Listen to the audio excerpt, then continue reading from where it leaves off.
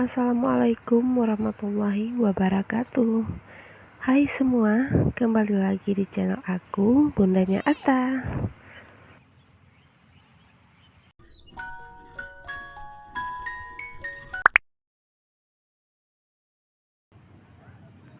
Nah, hari ini aku mau ngajak kalian untuk jalan-jalan ya teman-teman. Jalan-jalan secara virtual ya teman-teman ya. Ini bertepatan hari Sabtu ya. Jadi aku mau ngajak anak-anakku juga berkunjung ke makam Marsusi Belanda teman-teman, yaitu Kerkhof Pocut yang ada di Banda Aceh.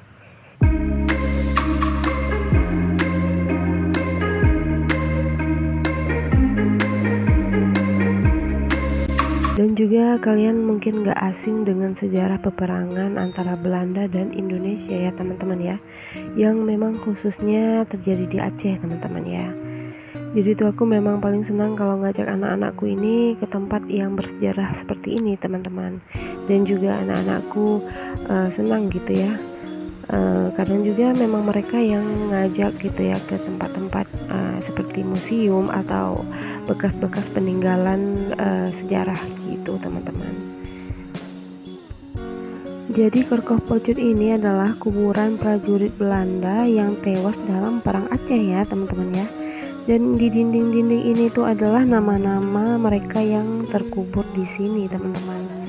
Dan di sini juga ada sekitar 2.200 prajurit Marsusi ya teman-teman. Marsusi Hindia Belanda yang dikubur di sini gitu. Dan kuburan Kerkhof ini kuburan yang terluas nomor 2 ya teman-teman, yang ada di dunia gitu setelah di Jakarta. Dan kalian bisa lihat sendiri ini banyak salib ya, nisan-nisan mereka gitu ya.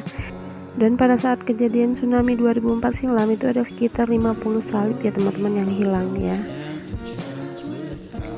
Dan di sini juga dimakamkan tentara Belanda dari yang berpangkat serdadu sampai yang jenderal ya teman-teman. Itu dimakamkan di sini teman-teman. Dan selain bangsa Belanda, di sini juga terdapat Marsusi dari Cina, Jawa, Batak, Ambon, Madura, dan beberapa serdadu lainnya gitu ya teman-teman, yang tergabung dalam angkatan bersenjata Hindia Belanda teman-teman.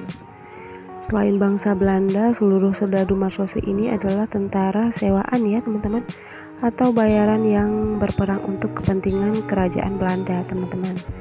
Dan yang kalian lihat ini adalah nisan panglima, bukan panglima ya, jenderal tertinggi Belanda, yaitu Johan Herman Rudolf Müller teman-teman. Dia adalah seorang jenderal Belanda yang memimpin perang Aceh itu pada tahun 1873 teman-teman ya. Dan dia juga tewas saat usianya 54 tahun, dan beliau tewas tertembak di depan Masjid Raya Baitur Rahman Banda Aceh teman-teman ya, saat akan melakukan penyerangan teman-teman gitu. Jadi setelah mayatnya itu terkatung-katung di negeri Belanda sana, dan akhirnya juga mayatnya itu dibawa ke sini teman-teman ya, atas izin dari Gubernur Aceh pada saat itu. Dan menurut yang aku tahu di sini ya, mayat Marsusi Belanda pertama yang dikuburkan di sini itu adalah Letnan Wijsjerman teman-teman ya. Ya, yang aku tahu seperti itu gitu. Dan juga di sini terdapat makam putra mahkota dari Sultan Iskandar Muda teman-teman ya.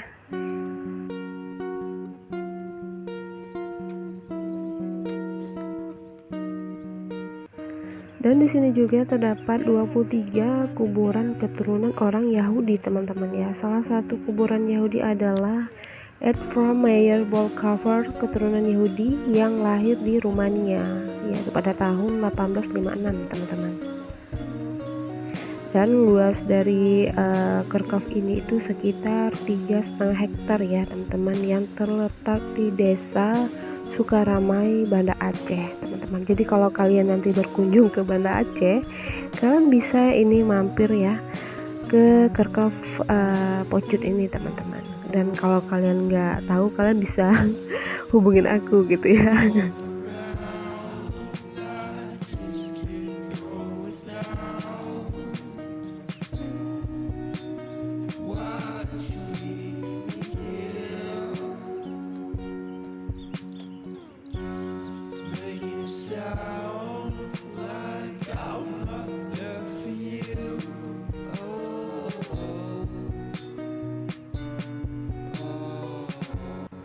Dan di Kerkhof ini juga nggak hanya laki-laki yang dikuburkan di sini ya teman-teman ya, tapi ada juga wanita teman-teman. Karena kita bisa lihat nanti dari batu nisannya gitu ya, nama-nama mereka gitu ya teman-teman.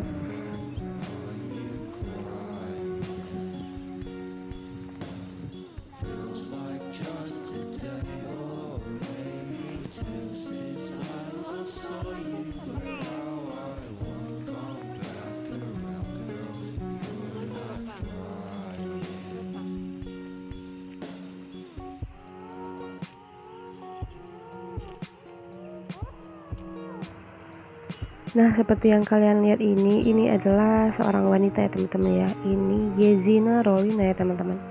Ini batu nisannya masih sangat jelas, namanya tertera di sini. Dan memang saat aku memasuki kawasan Kerkhof ini ya teman-teman, aku ngerasa berbeda gitu ya. Aku ngerasa sedikit berbeda perasaanku gitu ya, bukan sedih ya, tapi ya berbeda aja gitu dari sebelum aku memasuki ini gitu. Nah, yang jadi unik gitu di sini ya, yang jadi perhatian aku adalah ini makam dari putra mahkota Sultan Iskandar Muda teman-teman, yaitu Sultan yang memerintah Aceh pada saat itu gitu ya. Oke, ini kita dekatin aja makamnya ya teman-teman. Aku juga penasaran gitu ya, pengen lihat lebih dekat ya. Karena memang biasanya lewat-lewat aja teman-teman, nggak pernah mampir ke sini gitu. Dan putra dari Sultan Iskandar Muda ini bernama Marah Pupuk ya teman-teman, atau alias Pocut gitu. Jadi kalau dalam bahasa Aceh, Pocut itu berarti anak kesayangan teman-teman. Dan mungkin itu sebutan beliau kepada putra tunggalnya ya teman-teman ya. Pasti kalian bertanya gitu ya, kenapa putra beliau dikebumikan di sini gitu ya, dikubur di kawasan Marsusi Belanda ini gitu. Kenapa dicampur gitu ya penguburannya di antara orang-orang yang non muslim ini gitu ya. Jadi dalam sejarahnya yang aku tahu ya teman-teman ya, putra beliau ini ya, Pocut ini, dia ini difitnah berzina dengan seorang istri prajurit istana teman-teman. Jadi sehingga membuat Sultan Iskandar Muda itu marah ya, dan menghukum mati putranya sendiri teman-teman. Nah, jadi itulah kenapa putra beliau ini mungkin dimakamkan di sini, karena ya mungkin telah melakukan kesalahan gitu ya, telah melakukan perbuatan yang memalukan seperti itu mungkin ya. Ya kurang lebih seperti itu teman-teman. Dan juga menurut sejarahnya, Sultan Iskandar Muda ini adalah sultan yang paling adil ya teman-teman ya. Dia dikenal dengan kegagahan dan keadilannya teman-teman pada saat dia memerintah kesultanan di Aceh pada saat itu gitu. Dan mungkin pasti di antara kita juga bertanya-tanya gitu, kenapa seorang ayah itu tega menghukum mati putranya gitu ya, apalagi putra tunggalnya ya teman-teman ya. Ya karena memang seperti itulah hukum syariat Islamnya gitu teman-teman. Makanya beliau dikenal sultan yang adil gitu, meskipun anaknya itu melakukan kesalahan ya yang memalukan beliau gitu, memalukan agama gitu, beliau tetap melakukan hukum yang sesuai dengan syariat Islam teman-teman ya. Mungkin kita juga nggak akan sanggup gitu menghukum anak kita, apalagi dengan hukuman yang seperti itu, benar nggak teman-teman ya. Nah, gedung yang kalian lihat itu adalah gedung tsunami ya teman-teman. Itu adalah museum tsunami teman-teman. Jadi memang letak Kerkhof ini itu bersebelahan dengan gedung museum tsunami teman-teman ya. Dan letak dari kuburan Sultan Iskandar Muda itu sendiri nggak terlalu jauh dari sini ya teman-teman, mungkin ada sekitar berapa ratus meter aja gitu ya.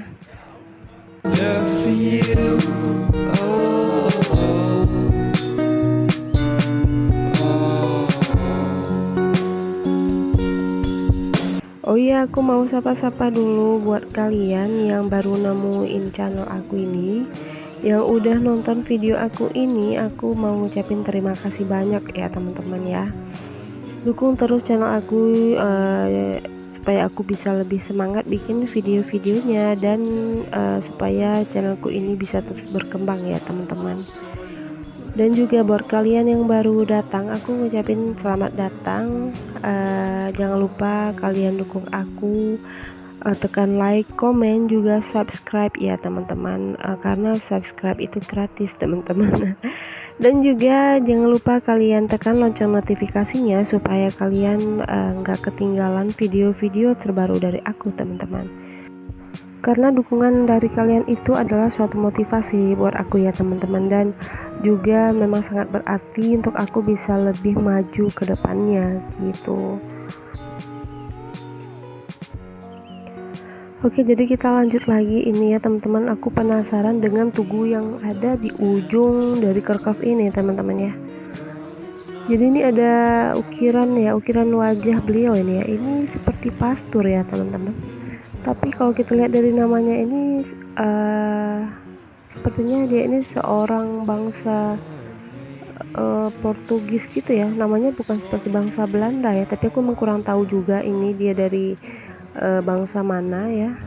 Tapi yang jelas ini sepertinya beliau seorang pemuka agama ya, atau pastor ya, karena kita bisa lihat dari lambang-lambang yang ada di nisannya ini teman-teman. Dan ini terbuat dari marmer ya teman-teman ya. Itu ya, ada seperti ukiran ukiran wajah beliau, terus juga ada lambang seperti lambang kerajaan gitu ya, seperti lambang-lambang gereja gitu ya teman-teman. Karena aku juga nggak tahu ini ya artinya, karena dalam bahasa Belanda teman-teman. Mungkin di antara kalian ada yang ngerti nih ya, ada yang tahu ini arti dari ini, bisa nanti di kolom komentar ya teman-teman ya. Ya ini sepertinya ini dari bahasa Belanda ini teman-teman ya, kalau kita lihat dari tulisan-tulisannya gitu. Ya memang agak sedikit megah ini ya, bahannya juga marmer ini teman-teman. Ya ini sepertinya memang lambang gereja, itu ada Bunda Maria ya. Aku nggak ngerti ya soal kayak gitu, pokoknya ini memang menarik perhatian aku gitu ya teman-teman.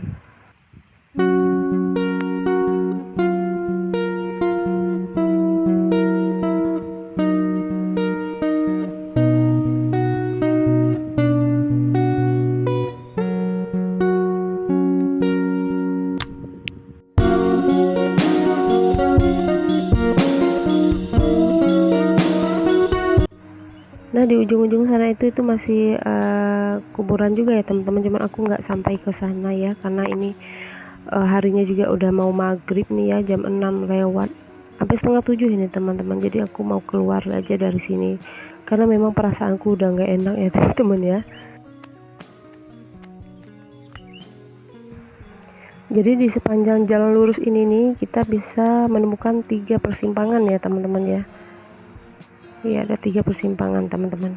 Jadi ini aku mau lanjut keluar dari sini, aku mau menuju gerbang keluarnya ini teman-teman.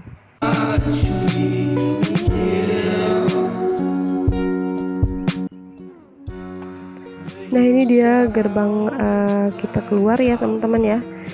Dan itu ada lambang salibnya di atas, dan kiri kanan ini adalah nama-nama yang dikubur di sini teman-teman, termasuk juga di lorong ini ya. Ini juga masih ada nama-nama mereka ya. Oke teman-teman ya, sekian dulu videoku untuk sore ini ya. Jangan lupa kalian like, komen, juga subscribe. Jangan lupa juga kalian tekan lonceng notifikasinya teman-teman ya. Terima kasih udah menonton videoku ya, semoga bermanfaat buat kalian ya teman-teman. Wassalamualaikum warahmatullahi wabarakatuh.